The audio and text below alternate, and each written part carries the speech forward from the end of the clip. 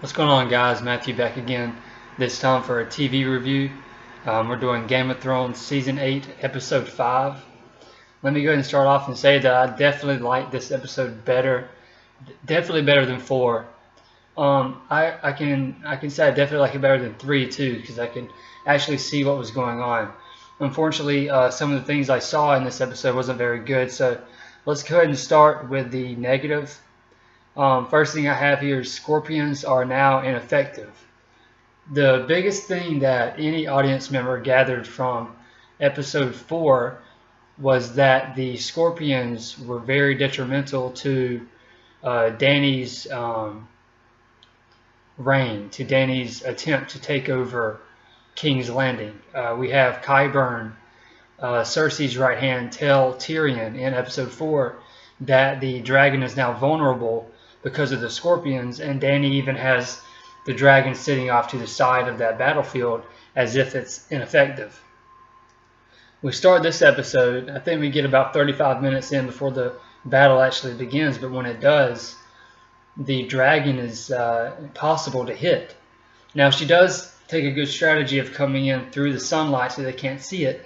That part was smart. I wish she had thought of that in episode 4.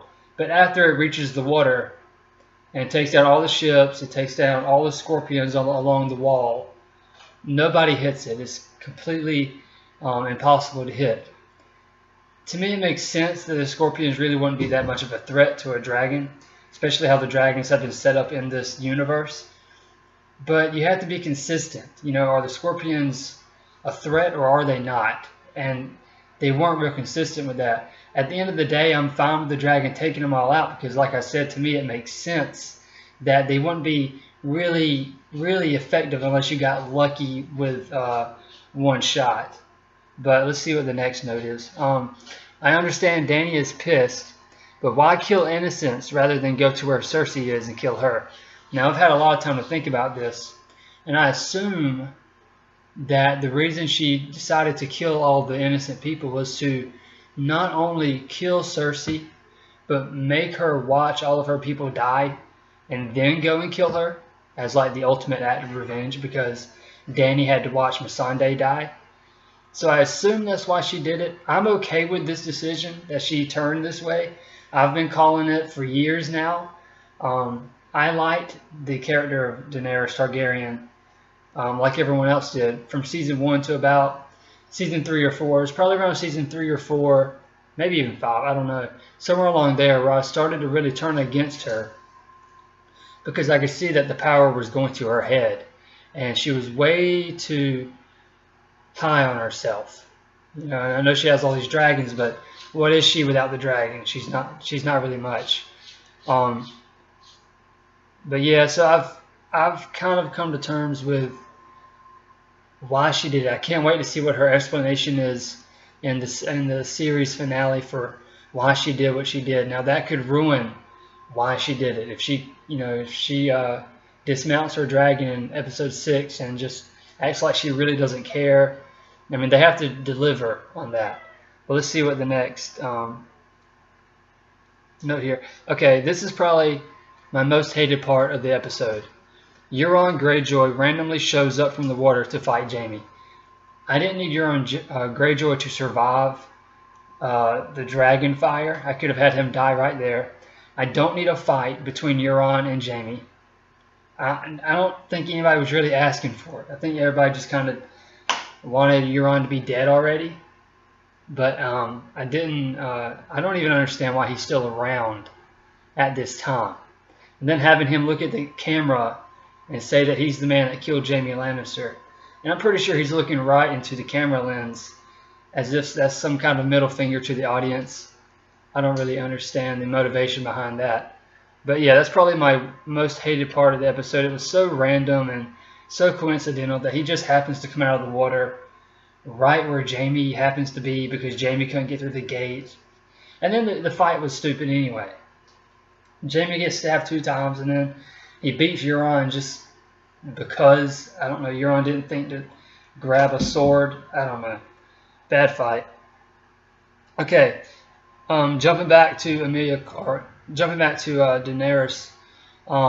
killing all the innocents. Now, the biggest reason I can buy that moment is because of Emilia Clarke's acting. I think this is her best acting of the entire series and of any work I've ever seen her do. I saw her in the Han Solo movie, and I was pleasantly surprised by her performance in that movie because I actually liked her. I wasn't sure if she was a one-hit wonder with Daenerys, but I actually really enjoyed her acting and her character in that movie. But when she's sitting atop the wall on that dragon, and they keep cutting to her looking at the castle where Cersei is, and you can see it, it's all in the eyes. The acting in that moment is so well done, and I really want to commend her for that, because if she doesn't pull that off, then people will have an even harder time accepting her killing all those people. People still have a big problem with it, but I actually thought Emilia Clarke did her job very well in that moment, because the red in her eyes and the anger and the hatred and the vengeance, she sells it very, very well in that moment. And I was very happy to see her finally give into all the anger and hatred that she has, and using the power of the dragon to really showcase that. So that's might be my favorite part of the episode. Let's see. Okay, another negative. The way Cersei Lannister goes out. I think I like it better. I don't like it, but I like it better than I did. When I first saw it, I was very disappointed. I thought she deserved to be killed in front of any good guy, really.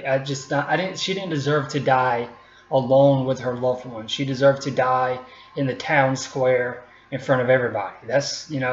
She deserved to be hanged, cut, her throat cut, whatever. She's too big of a villain to, having a bunch of rocks fall on you isn't dying peacefully, but for the audience, it was too peaceful for a character like that.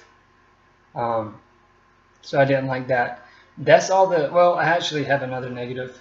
Jaime Lannister, I didn't really understand what they did with him this season.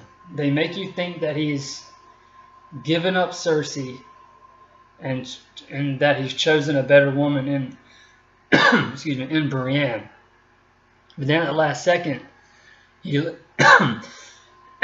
leaves her to go back to Cersei, and ultimately just dies with her in that tomb. I felt bad for him. Like, why are you going back to her?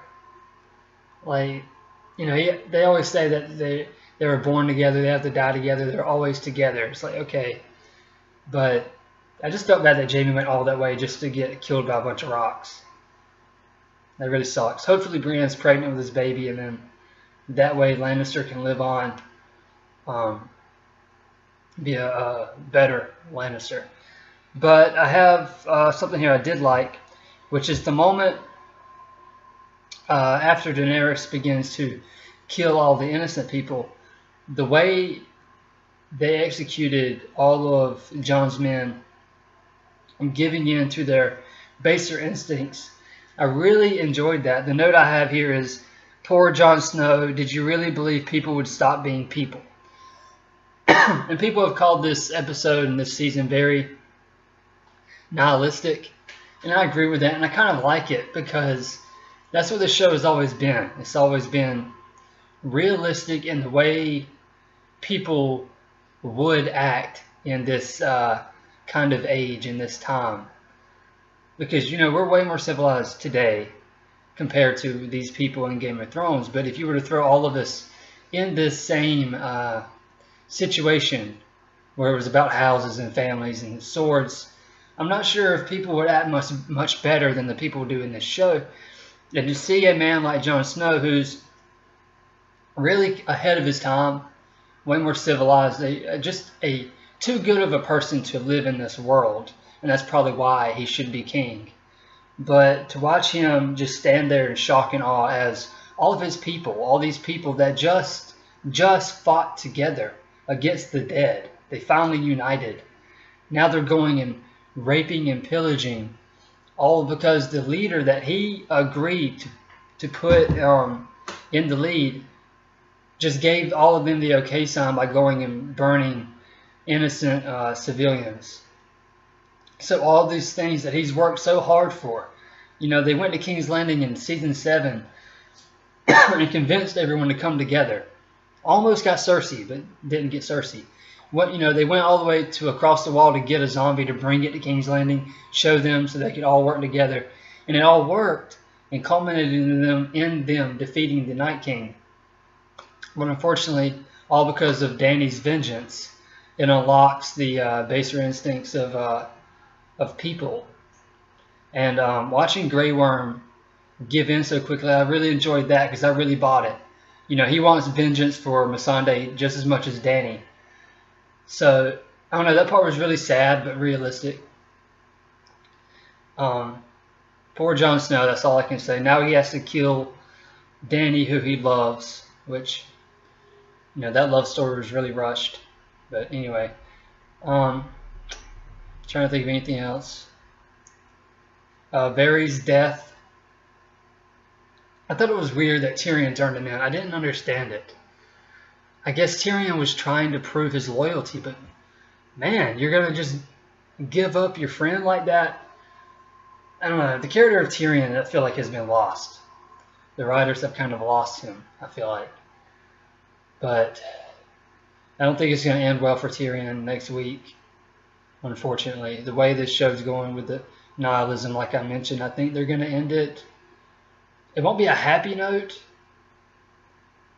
It won't be a sad note. It'll be realistic for the situation that these people are in. Dany's got to die. The dragon's got to die. Jon will probably die. Tyrion will die. And whoever's left, one of those people will sit on the throne. If there is a throne, there might be a democracy. Who knows? But yeah, I'm going to give this episode, I can't remember what I gave the last one, but I did like this one. I definitely like this one better than episode 4. Episode 4 is the worst episode of Game of Thrones I've ever seen.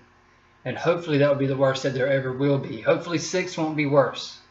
Hopefully 6 will bring everything together and make this season somehow kind of good.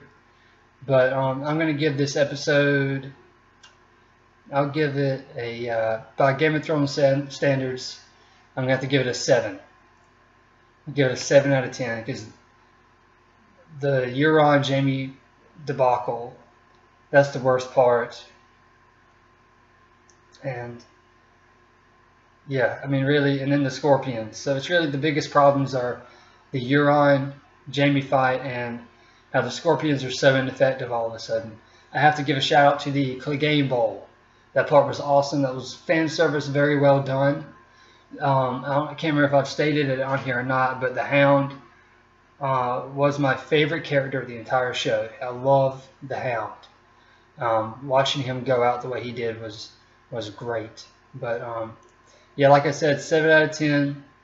If I missed anything or if you disagree, leave a comment, hit the like button, and please subscribe. Catch you guys next time. Have a good one.